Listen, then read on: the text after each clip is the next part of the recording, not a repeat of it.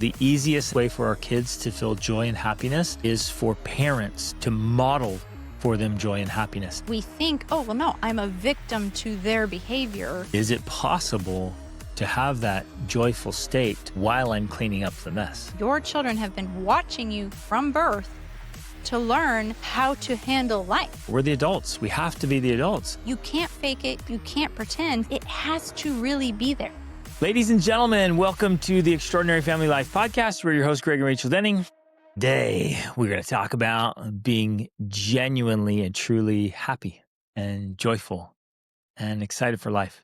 Because if you stop and think about it, honestly, like how do you measure life and the quality of your life? How do you measure a time period or a moment or a day? Well, It's like how you feel. specifically connected to how do you measure the happiness of your children's childhood, Yes. right? It's based on what you said is how you feel. Yep. The feelings you have, the feelings your children have in everyday life, that is the essence of their childhood. Because it's coloring their experience, which then, of course, colors and paints their memories. Exactly. So, hey, what was your childhood like? Blah. Or, oh, man, there was a lot of fighting. Or, Right. just, it was okay. Well, because we launched the Extraordinary Parent Mentoring Method course, we had the participants go through a form that they filled out, talking about their biggest pain points, their biggest problems, and then, of course, their ideal, like their vision. What is it you want to create? What is it that you want to have more of? A common denominator in everything people wanted to have included, I want to have more peace. I want to have more joy. I want to have more love, more connection in the moments of life. I want my kids to remember a positive childhood. I want them to just feel my love for them and to know that I love them. And it was interesting to me as I thought about that because of course, and I relate to this as a mom, one of the things standing in their way was this never-ending to-do list, this whole plethora of jobs and chores and charts and things that have to get done, right? It's like we have this idealized vision of what motherhood looks like, and if it doesn't look like that, we picture rosy-cheeked, clean children in beautiful clothing and a clean house. And while that's amazing, like when that happens, whew, that's amazing, but it's rare. Right. And so if we think we can only have that peace and joy and rest when all of that's in place, well, we're never going to have it. Yep. Or we're very rarely going to have it. And so the key then is not to wait for those situations for it to occur, but to learn how to have that peace, joy, rest in the messes, Yes. in the chaos. When parents come to us and talk about how they want to have more joy, more peace, more love, more calm at home, rather than the chaos and anger and frustration and irritation they're having, what they don't realize, and this is the hard, uncomfortable truth, is that they are the creators of those problems. And they don't believe that, and they don't want to believe it. One, because it is painful, but two, it feels so much easier to blame it on the kids. Mm-hmm. It's like, no, they're the ones who are doing the annoying things. They're the ones who are making the messes. They're the ones that are causing this chaos and creating this anger. But the truth is, that's not true. Mm-hmm. The truth is, it's coming from us. It's starting with us. We are the ones who are either bringing that to the dynamics, right? Because it's the way we respond to the things that actually generates the anger. Which is super important because, like, I'm in my bedroom. I wake up. Wow, I feel amazing. I feel so good. I walk out and wow, the kitchen is a disaster and the kids are going after it. So then there goes all my good feelings. Right. Right. So it feels like, contrary to what you're saying, like, Yes, how could this exactly. be me? I was fantastic. great. They ruined it. Right. That's what it feels like. Yeah. And this is why it's so difficult to understand this nuance, because even though it feels that way, that they are the ones that inflicted that emotion on you of like, okay, I was calm, I was feeling good, and now I don't because of what they did. When you begin to learn how psychology works, how emotions work, you realize that it's simply our interpretation, in another way, the story we're telling ourselves, And the meaning we even if give it's it. all, even if it's instantaneous, Yep. right? Because you're like, well, I'm not telling myself a story. It's the meaning you give what is happening that causes your emotions about that thing. And so we think, oh, well, no, I'm a victim to their behavior, when the reality is their behavior is simply revealing something that's already in us. Mm-hmm. The anger is already there. The frustration, the irritation, the annoyance, it's already there, and they're triggering it. Mm-hmm. If it's not, and we know this because we've worked on this ourselves and we've helped clients do it. When you remove that, then you can't be triggered. And so they can do the same exact behavior and you don't respond in the same way because that trigger is gone. Mm-hmm. And all of us have these things. We all have triggers because we have trapped emotions. We have things that happened in our own childhood. We have unresolved trauma. We have unresolved issues.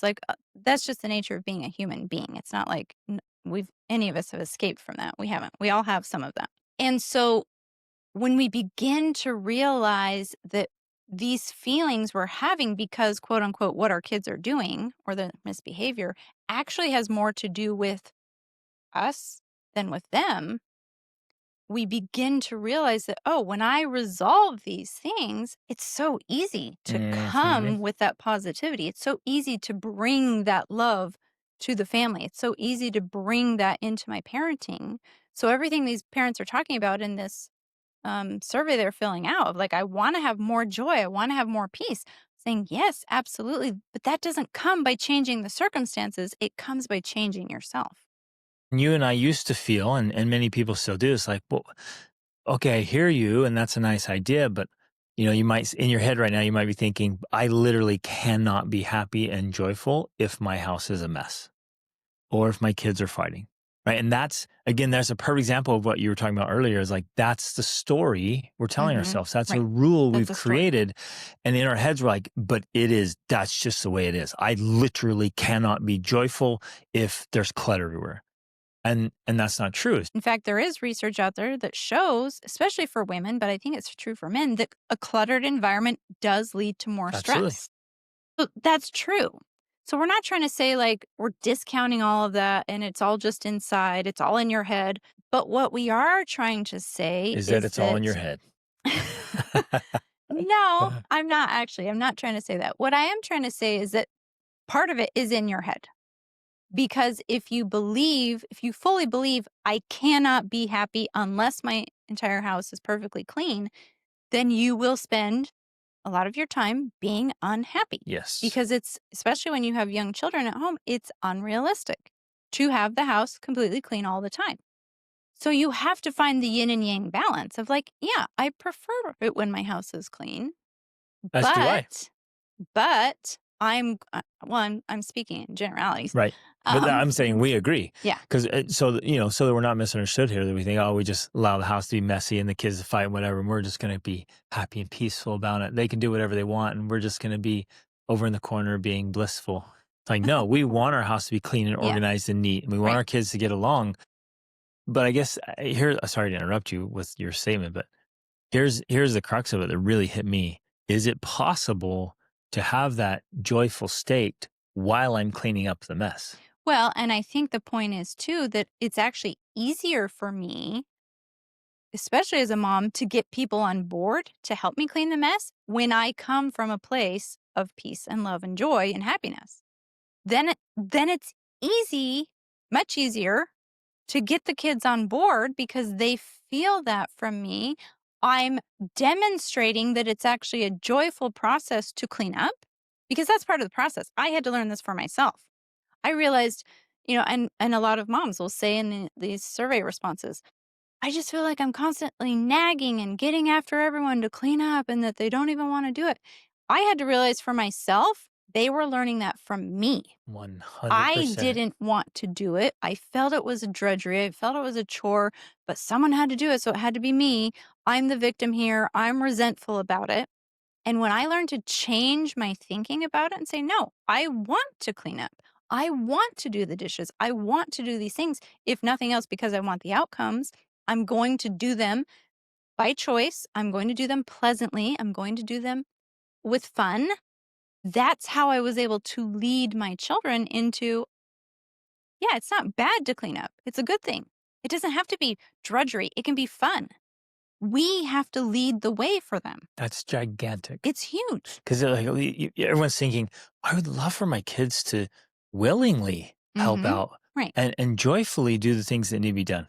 Well, okay, great. That's fantastic. Well, how do you teach that? Modeling it. Exactly. You have to be willing to joyfully do the work that needs to be done. Exactly. Hey there, this is Greg Denning. We want to reach as many people as possible and help as many families as possible with these conversations. And we want to keep this podcast ad-free forever. You can help us do that by subscribing on Spotify or Apple Podcasts or wherever you listen, your favorite platform, and on YouTube. And leave a quick review and share your favorite episodes with friends and family. It makes a big difference. Thank you for being a part of this very important movement. I'm sure people are thinking, well, wait, like how do we do this? How do you actually heal those wounds? How do you actually get rid of those triggers? How do you move up to those positive states?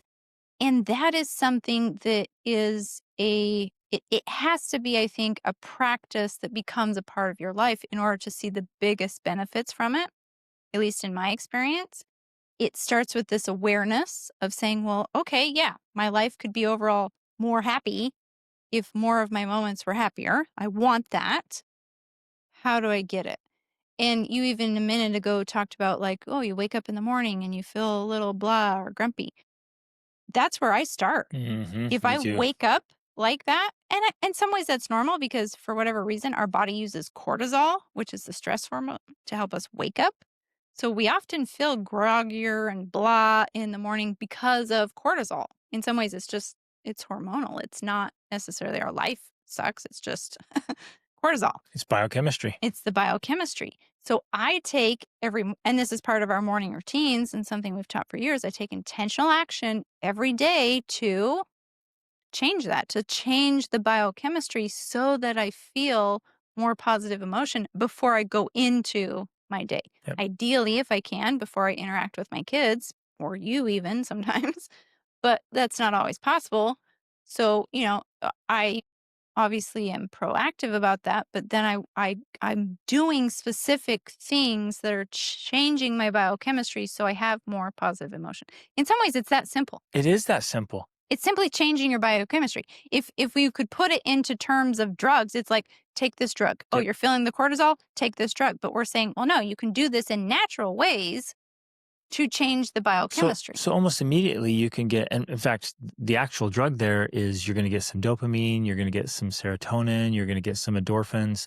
Yeah. And so that's as easy as getting up, drinking some water, moving your body, kind of swinging your arms. Even that little thing right there. And people don't think about all of this stuff.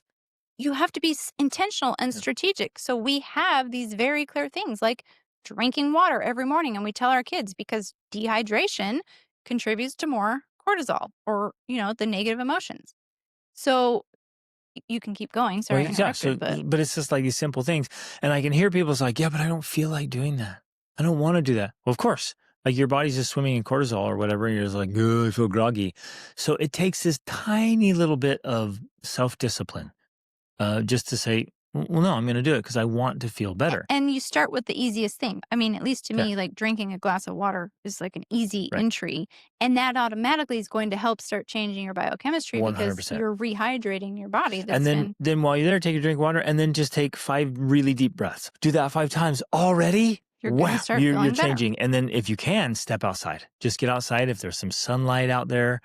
And if you can go out and just do just a little bit of movement, yoga, stretching, something in sunlight, now you're getting some rays coming in. I even do something as simple as like I just move my arms back and forth like this in the bathroom. Yep. I go in and use the bathroom and I'm like, I just go like this because that little bit of movement starts to wake you up, starts to change your biochemistry. Your body's like, oh, okay, yeah, let's create some different hormones here. Then if you can do some jumping jacks or actually get a workout in, go for a run or a walk or a bike ride, wow. Before I do that though, I actually spend time meditating, and especially if I'm feeling, because there's one thing where you wake up with the cortisol and you're just kind of like, "Argh."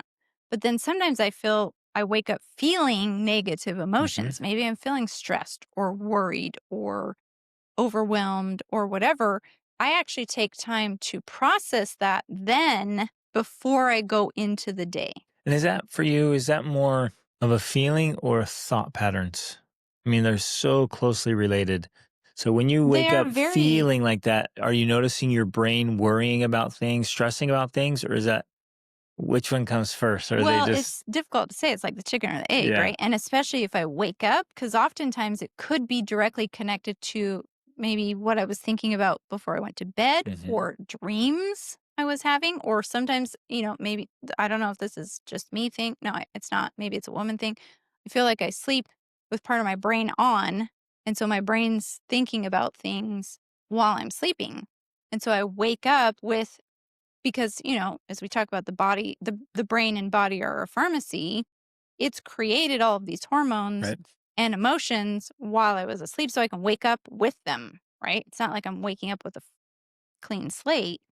It's carried over from the night before or during the night. Hmm. So in that case, then I'm intentional about, okay, I'm going to process this, because it, for most of us, it's very inarticulate. Like, Right. it's a feeling or an emotion that's not connected to specific thoughts. So if I can concretize those thoughts, if I can write it out and say, like, oh, well, I'm feeling anxious because I'm worried about XYZ happening today or next week, I'm bringing solidity to those emotions, which then allows me to either come up with a plan. Okay, well, I'm going to do this so that I don't have to worry about it because I can take this action to solve that problem, or, process it and release it because it's out of my control. Right. But you have to bring that awareness to it in order to. Well, basically, you're just taking it and setting it on the table. Exactly. So you can see it. You can know, oh, this is what's Hmm. going on. Like, oh, I don't need to worry about that. I can dismiss it. Or like, Yeah. okay, Or now I actually, see there's it. an action step I Here's can what I take. can do about it. Yeah. Yeah, So exactly. so it solves the problem, rather, because what happens for too many of us, and I know because it used to happen to me and still does if I don't take this action, is instead I have these just emotions and they're just running in the background, right? Kind of like on your computer. And it's just there, and it's burning up bandwidth, it's using up energy, it's using up um will, like Well, your. it disrupts the positive emotional state you could have. So Well, well, of it's course, just kind because of, it's anytime robbing you you're of your joy. using up the energy, it's just like a computer or your Yeah. phone. If you have too many apps open, your phone can't work as well because it's processing. All of that processing is going on in the background. So the same thing is happening to us. If we don't process those emotions and do something with them or get rid of them, they're just running in the background Yeah. and taking energy from what could be put into joy Yep. or love or peace. And the other thing I wanted to emphasize is because, and I'm can't think of the right word, but like we have, um it's not discipline. Every single Self mastery, self control. discipline. There's another word I want to use, but I can't think of it. Like, we have this ability to self discipline, but it's a renewable resource, but we can also use it up. So it's generally stronger in the morning. There's a better word for it. Um, and then as we use it throughout the day, we kind of use it up. And so it's more difficult for us to be self disciplined and, like, control your cravings or whatever Right. later in the evening. Yeah. Willpower. Yeah, I guess willpower yeah, that's a good way of thinking about it. But so that also is being used up with this energy processing in the background. It's like depleting your resources, Hmm. depleting your willpower so that you don't have the ability to respond with as much patience, Right. or to not eat the food you shouldn't be eating, or, XYZ. I love how you're articulating that there's a lot of subconscious things going on that are Yes. just keeping us in a blah state or in a negative state. Mhm. And just Just as they're taking a running few in the background. moments to just clear those out. Yeah. It's like, no, wow, now I got a clean slate and I've got all my energy and all my resources available here. Mhm. Wow, now I can really lean into being a positive force and bringing Well, all kinds of good energy to my family. it's just so much easier that way. Right. Like for me, I've gotten to the point where I can't do it the other way because the other way is just, it's incongruent, it's fake, it's not authentic. I have to use my willpower to do it as opposed to it just being authentically who I am so that I just bring that to my interactions rather than trying so hard to be. Because I hear moms saying this or your clients saying it all the time. They'll be like, well, are you interacting with your children with peace and calm? And they're like, well, I'm trying to be calm. And I'm like, trying to be calm is not the same as actually being calm. There's a difference. And that's where I think too many parents are failing. Yep. They're trying to be calm. They're Or happy. trying to be happy. They're trying to be patient. That's not the same. They're do or do not. There is no try, right? You're either calm or you're not. You're either peaceful or you're not. You can't fake it. You can't pretend. Right. It has to really be there. And that's so good because pretending to be calm or Controlling, outwardly trying to control the anger with calmness. right. So it doesn't inside work. you're just all upset and there's a big storm, but you're putting on the mask or the facade of patience. Yeah, we It's like think that doesn't work. we think that that's what it's about. We think that if we're going to be joyful or patient or peaceful, it's almost like this mask or this cover that we're putting over the anger and the irritation, the frustration. But I'm like, no, That's it not it. doesn't work that way. Move all of that, like the and parent what's who- left is the peace. It's like the parent who pretends to love family life, love having kids. Oh, this is the best. All the while, just so resentful and so bitter and just angry and upset about all the little things that come with family life. And what a tragedy. What a waste. Especially when, and I get that we're not taught these things. We don't know this, but when you learn these skills, then family life is so good. Yeah. It's so wonderful. You're like, yeah, this is how it could and should be for all families. But we have to learn the skills of removing everything that's standing in our way and blocking us from that and using up our energy and our bandwidth so we can let the authentic self radiate, which is, and we teach this all the time, and I truly believe it. Like when you fulfill the needs and remove the blocks, what's left is a person, whether that's a parent or a child, that wants to be happy and peaceful and calm and connected. That's what's left. That is the authenticity. That's the authentic seed of family life when everything else is removed out of the way. And when we do it well, like we're setting up our kids to think, well, this is just how life is done. Exactly. And we are doing them the greatest favor we can possibly do them because they don't have to undo all the other stuff and unlearn all the bad Undo habits as much. and unpack it. Right. There's still going to be a little. But in general, if they just learn the way of happiness, Mm-hmm. then they just go into life. There is no way to happiness. Happiness is the way. Remember, that's what Buddha says. But that's what we're talking about. Right. That when we remove the blocks and then allow the happiness to shine through, happiness is the way to what it is we want. And that's what that's what we get to enjoy. And that's what they get to enjoy. Mm-hmm. It's even easier for them because they think, well, no, this is just because it's modeled. This is the better way to do life. We have to pay the bills. We have to eat well and sleep and try to get good sleep and do all the stuff and things just to maintain life. So might as well be joyful about them. Mm-hmm. So our invitation today is raise that emotional baseline. Process the negative emotions. Yeah, get rid of those negative emotions, any stuck emotions, do the healing. Is a fantastic way to do it. Exercise. Yeah. Just let them go. Boxing. There is a mental element, and once you do it, you'll realize, okay, it was easier than I thought. And when you're on this side of it, it looks hard. When you're on the other side of it, you're like, okay, it was easy, I get it. But at some point, you literally just get to choose. I heard this metaphor recently it's like a jukebox. Those old jukeboxes, you'd push a button and it would take one CD over and put it in play. And you're like, I don't like that one. And it would grab that, take it off and put it back and it'd grab one you like. And we can do that in our minds. It's like, well, wait a minute. I don't like this one. It's not serving me. I'm gonna take it and I'm gonna throw it away. Literally, I'm Well, gonna and I grab it like and I'm that. gonna throw it out because I don't want that there.